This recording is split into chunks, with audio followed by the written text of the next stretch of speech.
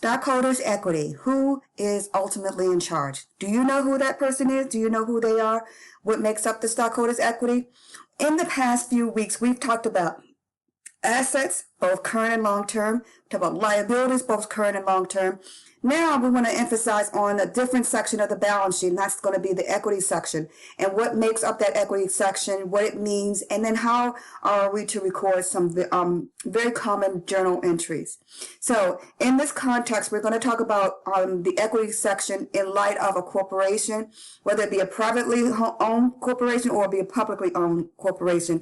The emphasis will be on corporations here. So owners of a corporation are going to be common shareholders, generally speaking, common stock ownership. And we call it common stock because generally that's how the shares are sold. They're sold as common or preferred. The owners of the company are going to be common shareholders. They're the ones who vote. They're the ones who control the organization.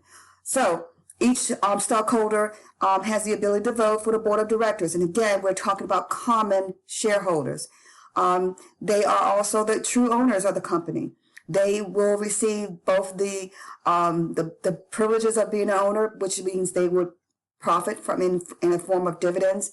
Also, they are the last to receive their money or their share of ownership if the organization is dissolved. So again, the board of directors actually run the business, but they run the business based on the voting of the common shareholders. Now, again, I don't want to reiterate what's in the textbook. I want to go a little bit beyond what is in the textbook and talk about what common shareholders are responsible for.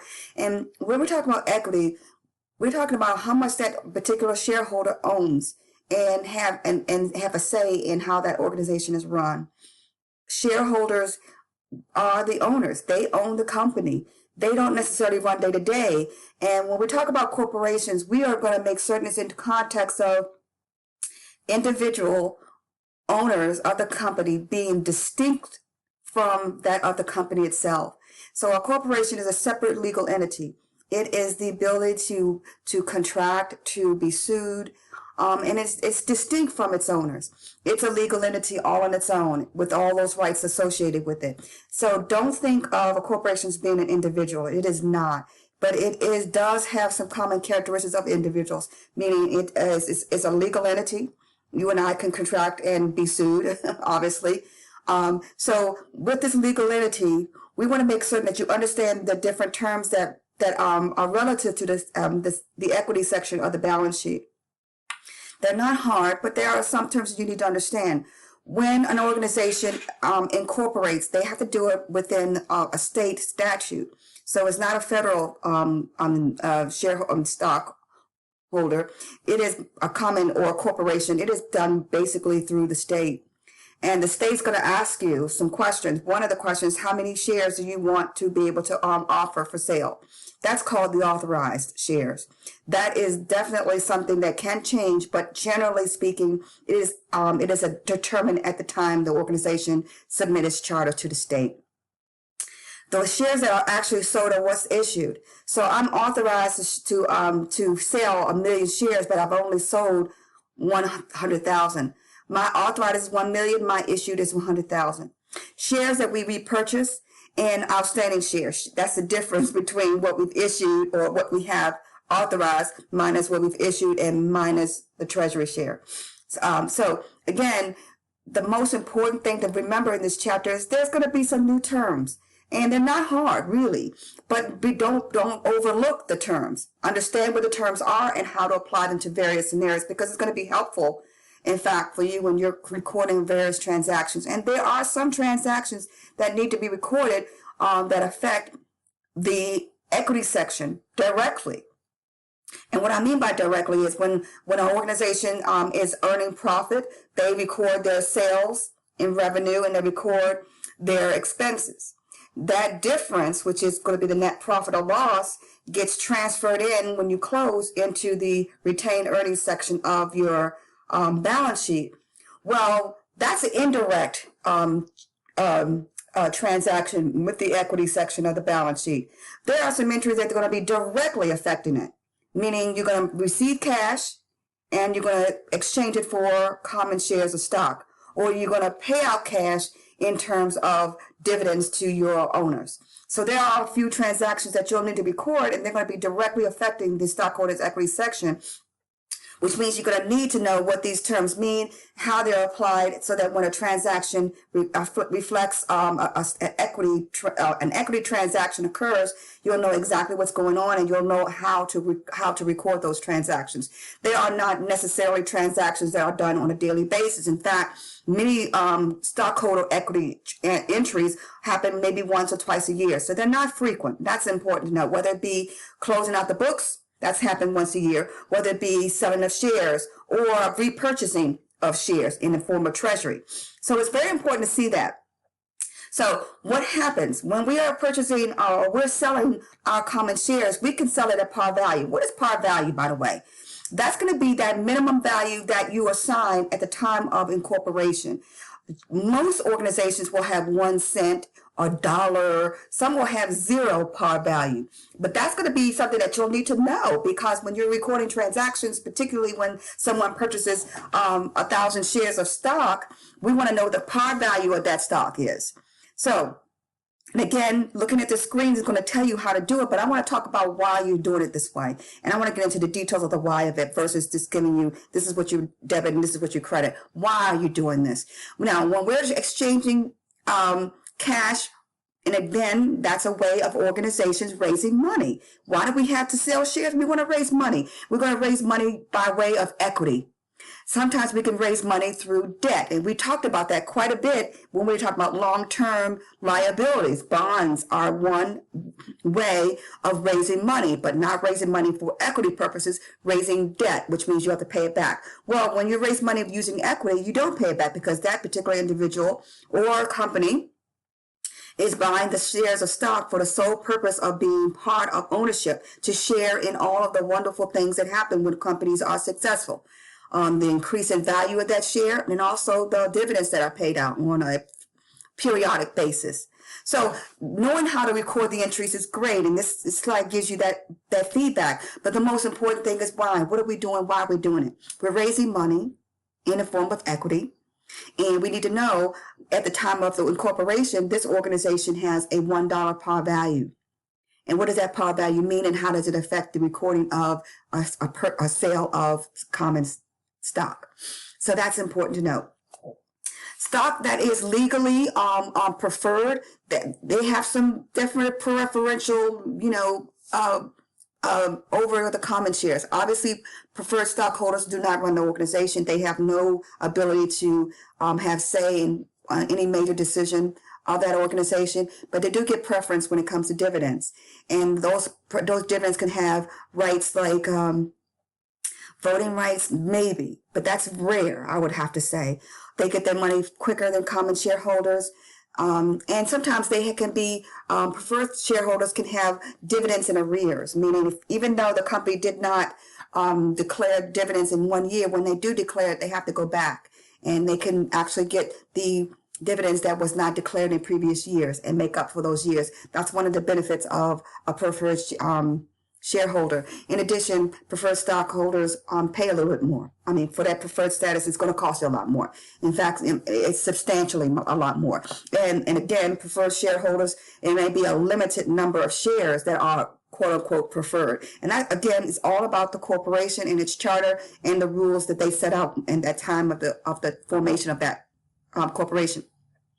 Now, I'm talking in general terms here because obviously a company can go back to their state and modify it and change the par value if necessary, or change the number of authorized shares. And that, again, is a process. But in general terms, that number is set at corporation charter. It is established what the dollar amount is. And it comes with a certain rights. Obviously, voting rights is not the rule. It's more like the exception to the rules, because generally speaking, preferred shareholders do not run the company and they do not vote in general. But they do get preference in terms of dividends, and they get preferences in terms of bankruptcy. They get their money after all of the debt holders. The liabilities are paid, they're next in line. And it could be significant because sometimes these common shareholders don't get anything because they're the last. So when a company decides to issue shares of stock and they receive revenues for that, or in this case, income, equity, they can and sometimes want to buy their own shares back. This is Treasury stock. Now, it's understand that there are some ways to account for Treasury stock. I don't believe this course is going to be dealing with that, but it's important to note that Treasury stock has its own separate set of rules and how we record those, how we track those, and how they're presented on the financial statements. So be very careful and look at your textbook, because it's a lot of good information that would be helpful in what a Treasury stock is and how it's recorded and what happens if we decide to resell the Treasury stock. We buy it back, and then all of a sudden, okay, well, we're gonna sell it again. And there are some methods that need to be considered. So, as you know, Treasury stock is going to be something we buy back. We buy back our own stock. We have to make certain that it is a contra, it is a debit. Treasury stock will always have a debit balance in the equity section. So it's going to be offsetting common stock. So that to let you know, it's going to be offsetting common stock. Nevertheless, know how they're handled on the books, how they're presented on the financial statements is a very important part of selling for Treasury stock. Again, when the organization decides to sell the Treasury stock that they purchased, there are some rules to govern that. The cost method and the market value method. And again, I don't want to emphasize too heavily the selling of Treasury stock, because it is a very complex matter. And not only that, but it happens so infrequently. Organizations don't always buy their stock back only to resell it later on. Is a very serious contemplation to do that, and it definitely requires the board approval to do that. So these are rare situations. Sometimes it is advantageous to do that. And again, knowing what Treasury stock is, knowing how it's recorded on the books, how it's presented on the books, and also understanding what happens as recording the entry when the Treasury stock is being resold. Again, organizations do pay dividends. Not all organizations pay dividends every single year. Some do quarterly, some do when they reach certain revenue or profitability markers, but it's all determined by the board of directors. And when it does occur, we have to make certain that it is definitely going to be removing retained earnings. And remember, the equity section of the balance sheet is going to contain a number of different items. It's going to contain the common stock. If the organization has Treasury stock, it will show that. It will also show preferred stock. It's going to show retained earnings. And it's going to show also paid-in capital, additional paid-in capital. And those items in the equity section of the balance sheet are going to show, it's going to be the total of the stockholders' equity. So how do we record cash dividends? Well, obviously, the moment it's declared, you have to set up an obligation to pay the dividends. So you're going to say on January 1st of 2020, the board of directors approved $100,000 in common stock dividends and $1,000 of preferred stock dividends. At that point, January 1, you have to record an obligation to pay. So you're going to record a debit to retained earnings, and you're going to record a dividends payable. The moment it is paid, however, then you remove the dividends payable obligation and you reduce your cash. So when an organization declares dividends, they have to look at who's on my books at a certain time, because that's going to be the date that we're going to put all the people of record on that date. So if they declare January 1, 2020 as the date of declaration, they're going to say everybody that's on our books as of the date of our declaration are going to be the ones. That's going to be the date of record. And again, that's only letting you know when they're entitled, who's entitled to the dividends. And that's going to be the date that we're obligated to pay it. Whether we pay it 6 months from now or 5 days from now, the point of declaration by the board is going to be the date that you record the transaction. And that's going to be important, because you might see some transactions or some questions asking you, well, the board declared the dividends on January 1, paid it on January 31st. When do you record the declaration? When do you record the obligation to pay the shareholders? That's a tricky question if you don't know that the moment you declare it is the time that the organization is obligated to pay it.